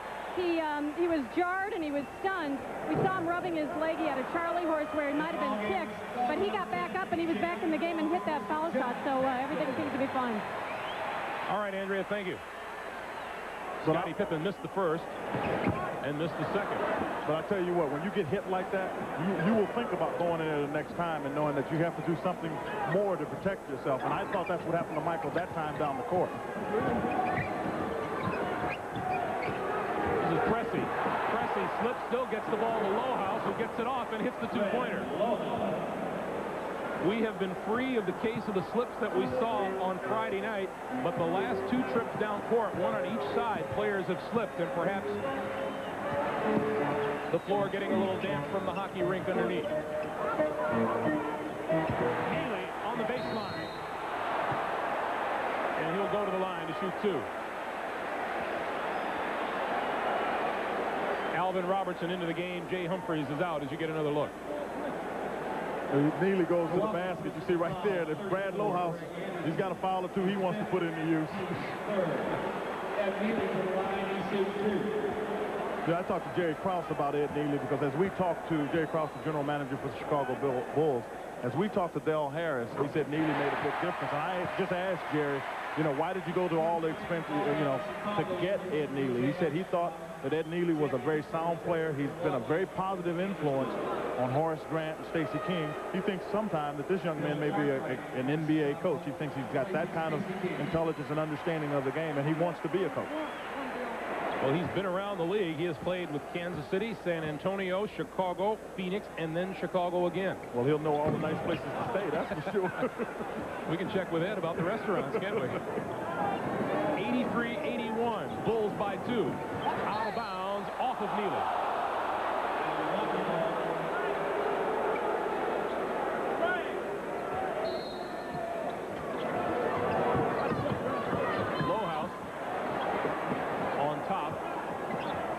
clock is at 10. Bucks still with time. Robertson gets a pick, and the whistle blows. And this is going to go against the Bulls. Scotty Chicago personal foul, 33, Scottie Pippen, his fourth, the team's second. That's 4 on Pippen. He's working over there on Paul Pressey, and they both have long arms, good quickness. But Paul is very savvy on the offensive end. He'll find a little tricks holding. Sigma back into the game, throws it out of bounds. Bulls with the lead, coming up on 8:45 to play for the game. Pippen. Good move, didn't get the shot to fall. Pippen has the loose ball. I mean, he ran right at Brad Lohaus and just threw it down. 25 for Scottie Pippen. Chicago by 4.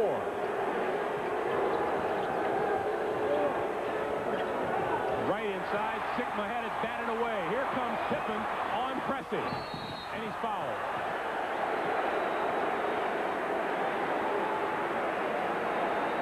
Milwaukee personal foul. And Scottie Pippen doing a little taking charge as we continue here in the fourth quarter from Chicago Stadium. 8 minutes, 12 seconds to play for the game. Chicago leads it 85-81. Greg Gumbel along with Quinn Buckner and Andrea Joyce, and Scottie Pippen at the line to shoot 2. Well, the Bulls are getting their hands on loose balls again, and Scottie Pippen has played well. But I tell you, you've got to give the Bucks credit. They couldn't get the scoring in from the interior. Paul Pressey came off the bench, ignited the team, and they played well since then.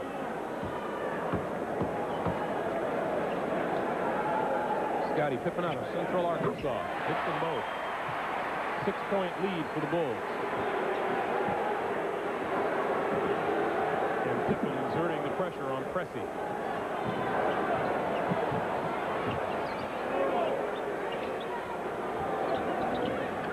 Pierce trying to drive on Jordan and gets the bucket and the offensive foul. It was a good call because Michael got in there and started reaching, and it clearly Ricky Pierce pushed off with his left arm.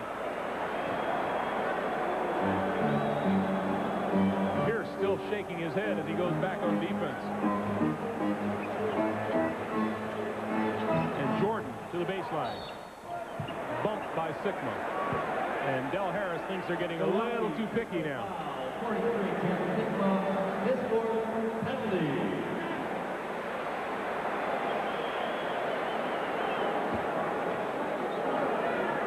Jack Sigma yet to corral a rebound today. Had 5 of them in game 1. Boy, he has performed very well for a long time around the NBA. He really has, and what it makes you wonder is either 2 things you need to do to get a rebound, and primarily the first one is to block out. Well, if you can't get to guys like Grant and Pippen to block them out, it's pretty hard to keep them from getting the ball, and that's what's happened to Jack the majority of the time. 7-point lead for the Bulls. Lohaus, 3-pointer on the way. Got it. 3-point field goal, Brad Lohaus. 88-84.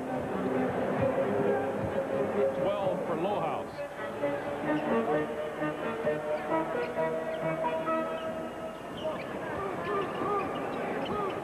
Pippen going to put it up. Neely had it go off of his hands and out of bounds to Milwaukee. Boy, he was in between 2 people, just hammering them to get to the ball.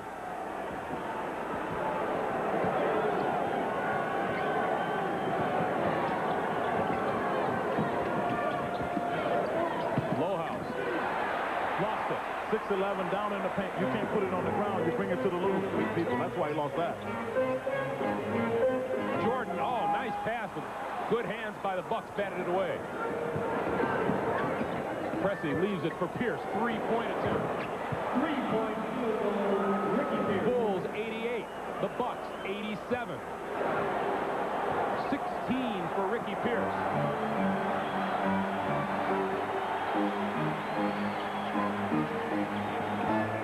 Jordan down low, and Sigma is guilty of the foul on Cartwright. They called 3 seconds on Cartwright. He was cleaned out in there. 6:28 to play, fourth quarter. Bulls by 1. Don't go away.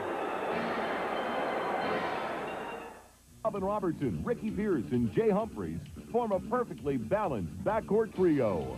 Humphries and Robertson use explosive quickness in the open court, while Pierce showcases his unstoppable perimeter game. Reaching new heights together, teammates Jay Humphries, Ricky Pierce, and Alvin Robertson work to be the best they can be. He will be 20. What makes it amazing as much as anything is this is the group that's got the points from, and Paul Presley most notably, who hadn't played much prior to game one here because he was injured. He came in and just gave him a big start at the first half. He had 14 points. He had 5 assists. He's continued to handle the ball. And with Jay Humphries being out and basically not able to play because of his injury, that is obviously significant for the Bucks. This has been an injury-riddled Milwaukee team all season long. They led the league in number of man games missed with 235. That shot off the mark, loose ball picked off by the Bucks. Pierce throws it back into the corner and gets it back. Fakes the 3, takes the 2. And Jordan has the rebound. The NBA average for man games missed per team is just over 100. The Bucks more than doubled that this season. And it's been interesting. They've had 195. They've averaged like 215 for the last 4 years. They've really struggled with injuries, and they can't put their fingers on what it is. Scottie Pippen open, no. Sigma and Neely battling, and Robertson saves it. Up ahead to Lohaus, to Pierce, change of direction, score. Ricky Pierce. The Bucks 89, the Bulls 88. Well, both teams have been battling, but the Bucks, I think, have played extremely hard, and inside they've done a good job as Ricky Pierce makes a steal there. Pierce on the run, gives it back to Robertson, trying to find a way around. Pippen can't do it, and the whistle blows. That's on Pierce. That is great defense. And what Dale Harris is saying is at half court, it looked as though Ricky Pierce was grabbed by Scottie Pippen, who knew that Ricky Pierce was going to have an easy basket. And Ricky tried to get the ball. He never got control of it again, and that time is what caused this play to happen. It was just before that, and Ricky Pierce could control the ball. And here, Scottie just does a good job defensively. Now you have a formidable Scottie Pippen on defense, and Alvin Robertson couldn't find a way around him. Tie game. So you're talking about a 4-point turnaround potentially here, because that's an easy 2-point basket that gets away from the Bucks, and the Bulls get a chance to get it back versus the 2 free throws by Scottie Pippen. Scottie Pippen has just hit a season-high 29 points. On Friday night, he hit a career-high 13 assists. Sigma going to put it up. Missed everything. Lohaus back on top. On the drive. Offensive foul, Pierce, and that's 5 on Ricky Pierce. And Ed Neely takes the charge. That's the thing. Protect that middle. You see Ricky coming at the back, and Ed Neely steps right up. And the one thing he's going to do is take that position, and he was there. 5 personal fouls on Ricky Pierce. And Ed Neely takes a seat on the bench to a huge ovation. A well-deserved ovation. I mean, he does the dirty work. Every team needs to have a player like that in order to be successful. You've got to have somebody willing to bang, go on the floor for the ball, get the tough rebounds. Ed Neely is the player that does that for Chicago. Jordan out to Cartwright. 3-point Chicago lead, and the Bucks want timeout. 4:35 to play.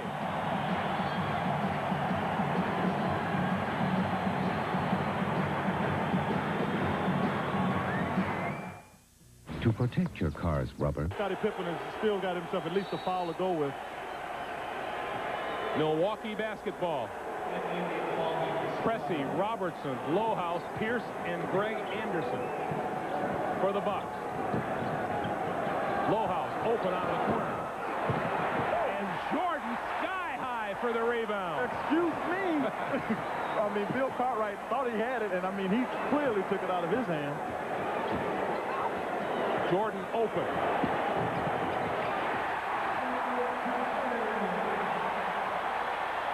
.28 for Michael Jordan. Bulls by 5 with 4 minutes to play.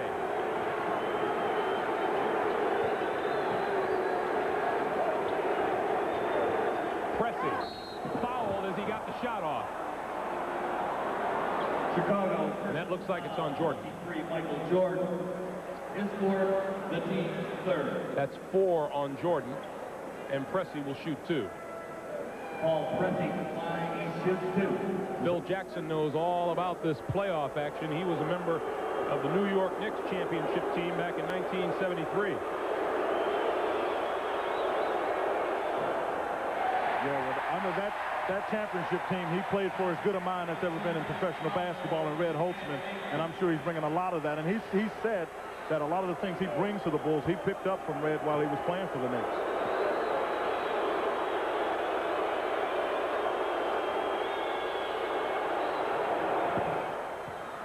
Pressey hits 1 out of 2, and Chicago's lead is 4.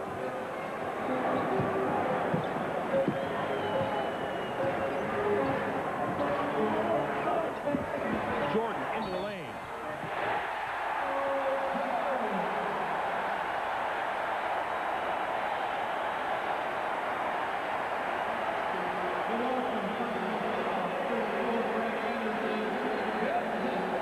Milwaukee fans will say this is the call Ricky Pierce didn't get at the other end. Well, no, if you watch Michael, see, he's going away from the basket, and that's the difference. If you're going to the basket, your intent obviously is to go that way. Michael is moving away, so in order for you to make contact, you've got to move with him. That's why Michael Jordan got that's part of the reason he got the benefit of the doubt. The others, it just happens to be Michael Jordan. Ed Neely back into the lineup for the Bulls. As Jordan looks to make it a 7-point Chicago lead. He is 10 of 12 from the line today. And 31 points. The Bulls have Cartwright, Jordan, Horace Grant, Ed Neely, and Scottie Pippen. And there's a foul call up top. Looks like it might be on Scottie Pippen. It was, and Scottie had gotten away with the foul and didn't know it. It's one of those fouls where when you hit the guy, you put your hand up to say, I didn't hit him. Well, if he hadn't put his hand up to back away from him, Mike Mathis would not have been able to make that call as clearly as Scottie gave the indication that he fouled. That's an old trick I used to use. And I didn't take fouls home either. Pressey on the drive. Nice move inside. Doesn't get the roll, but he did draw the foul. And that'd be Ed Neely committing his second. And Pressey will shoot 2. Paul Pressey to the line. He'll have 2 shots.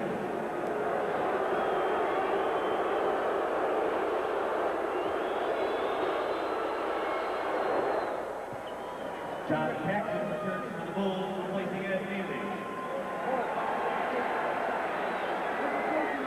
John Paxson back into the game now for Chicago.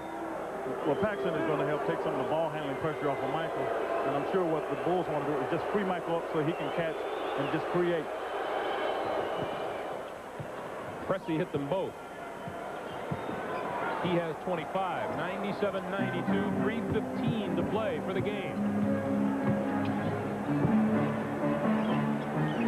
Grant double teamed and Paxson gets it to Jordan. And Pippen will take it back again. Jordan will put up 2. Sigma with, rather make it Lowhouse with the rebound.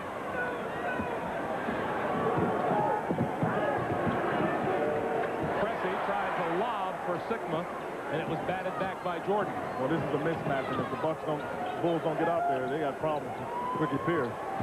Pressey coming across the lane, outside Lowhouse for 3. Hit it! 3-point field goal.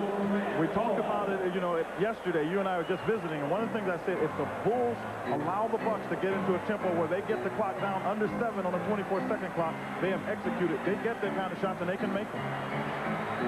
97-95, 2:20 to play. Paxson drives the baseline, puts up the level-handed shot. Beautiful shot by John Paxson.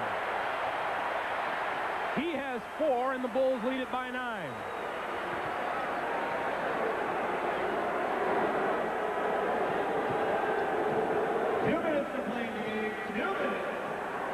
At the 2-minute mark, Pierce to the baseline. Didn't get it to fall. Cartwright with the rebound.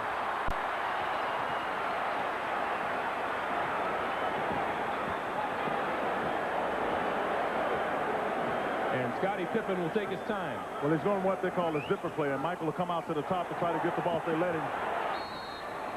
Offensive foul, and that is on Michael Jordan.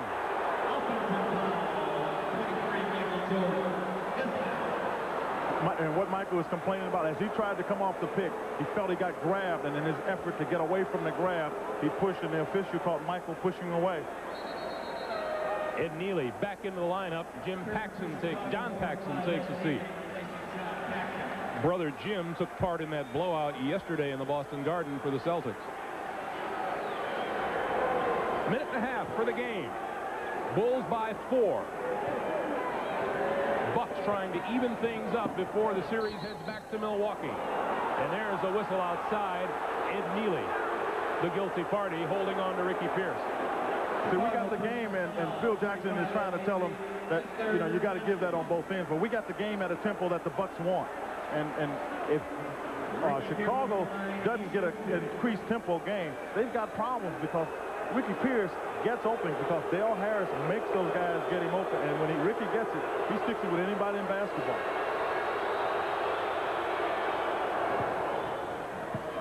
$19 for Pierce. Bulls by 3.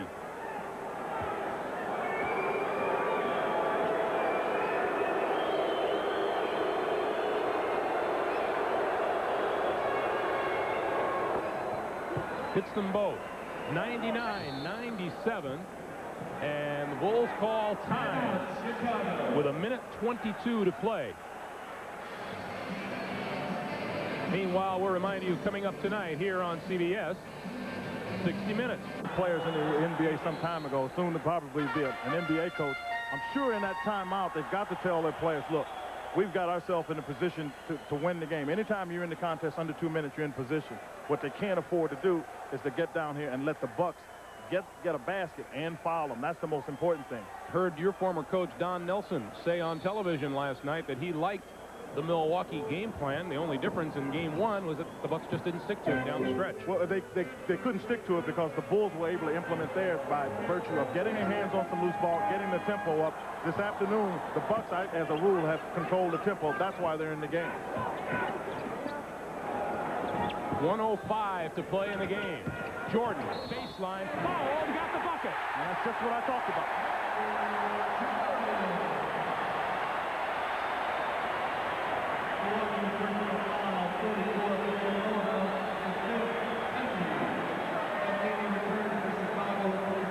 Well, Michael Jordan, he still takes the ball to the basket strong, but you don't want to let him get the ball to the basket. So I'm sure one of the things Dale's trying to tell his club, if he gets there, foul him. You know, and don't let him get the ball up to the basket. Now you're looking at the three-point play, and you get the fans involved in the game. 34 for Jordan. 5-point Chicago lead with 1:02 to play, and now Del Harris wants timeout, and it's exactly what he's telling Brad Lohaus. 62 seconds to go. We'll be right back. Fighting hard to be heard above this noise. We got the fan meter up above us, and it's all the way on 10, and they just broke it. Bucks will put the ball in play at half court. Paul Pressey inbounding with 62 seconds to go. Well, this is a mismatch that the Bucks are in trouble with. Pierce, three-pointer, nailed it. That's what I meant. The Bulls were in trouble. Ed Neely cannot guard Ricky Pierce, and that's exactly what you need to do to him. Under a minute, 2-point Chicago lead. Robertson on Jordan. As much as you can, you obviously keep the ball in Michael's hand and let him try to take it to the basket. Jordan, they've cleared out for him. He goes to the baseline. Oh. Timeout, Milwaukee. As Jordan, with points number 35 and 36, makes it a 4-point Chicago lead. Just under 37 seconds to go.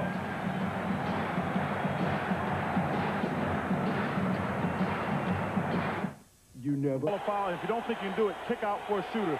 The Bulls got to just not foul. That's the one thing they cannot afford to do, is just don't foul anybody. Milwaukee with a timeout remaining. Chicago with the 1 full timeout and a 20, and the steal at half court.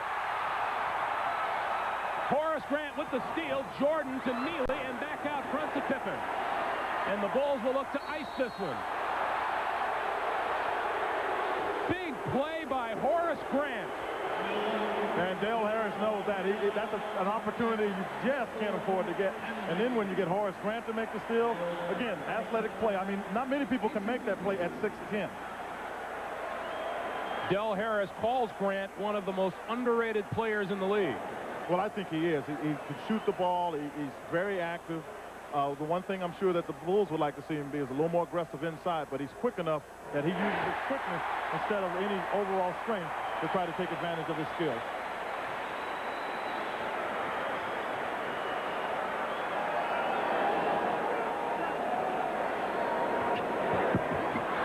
Cartwright came right back to him.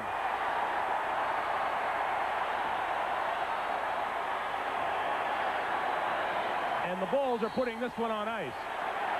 Yeah, they really did, because Michael had a chance to hit Scottie Pippen under the basket and didn't do it. But they didn't need to shoot the ball.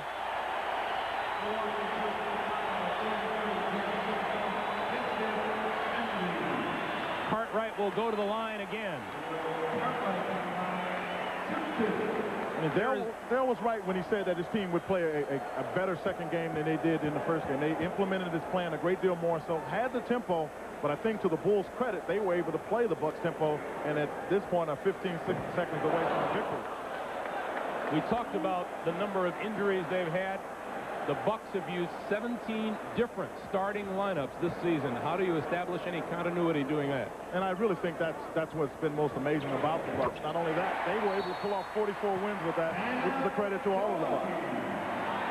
15. I see Jack Sikma and Brad Lohaus. Lohaus has hit 3 out of 4 from three-point land today. Robertson drives to the baseline and out of bounds to the Bulls. Bill Cartwright blocked his way, and Robertson can't believe it. Pressey commits the foul. And as they walk to the other end, we'll take this moment to remind you, coordinating producer of the NBA on CBS is Michael Burks. Today's game was ably produced by Dan Forer and equally well directed by Mike Arnold. The basketball show and Prudential at the Half, produced by Eric Mann and directed by Bob Matina. The senior producer of CBS Sports is David Winter, and the executive producer of CBS Sports is Ted Shaker. Coming up, Dick Stockton, Hubie Brown standing by at the Forum in Inglewood, California, as the Lakers host the Houston Rockets. You know, a moment ago, I looked up and saw Mark Feil, the trainer for the Chicago Bulls, looking at Michael. I watched Michael after he came down, and you could see that he still was in what appeared to be like a gray area. Lob for Robertson falls with just over 3 seconds to go. Grant for Pippen. He's got to come back. That's 4/10 of a second. Where's he going? Scottie Pippen puts the cap on a 32-point day.